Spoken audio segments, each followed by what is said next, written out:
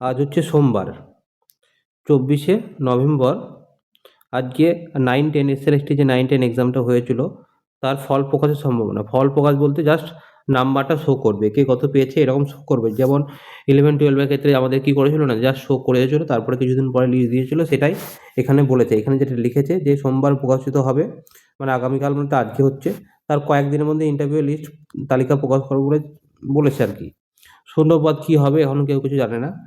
হ্যাঁ, তো এখন বিষয় হচ্ছে যে শূন্যপদ আদৌ বাড়বে কি বাড়বে না, কতজন চান্স পাবে ফ্রেশাররা, এটা একটা বিরাট বড় প্রশ্ন। যেমন আমাদের ম্যাথে যদি আমি বলি, ম্যাথে আমাদের 11-12 এর ক্ষেত্রে শূন্যপদ যা ছিল, আমি যদি দেখাই শূন্যপদ যা ছিল আর কি, এখানে যে শূন্যপদটা এখানে দেখাচ্ছে 782, এটা আগে ছিল কত 785, 785 ছিল, তিনখানা কমে গেছে। তো ফ্রেশার তো অনেকেই চান্স পায়নি, জেনারেল ক্যাটাগরি বা ওবিসি মেল টেল অনেকেই, জেনারেল মেল তো একটাও চান্স পায়নি। হ্যাঁ, ওবিসি মেলও চান্স না, দু একটা ছাড়া কেউই পায়নি। তো কিছু বলার নেই, দেখা যাক আজকে 11-12 তো হয়েছে, আজকে 9-10 ক্ষেত্রে কি দেখায়। অবস্থা খুব খারাপ, কি বলো।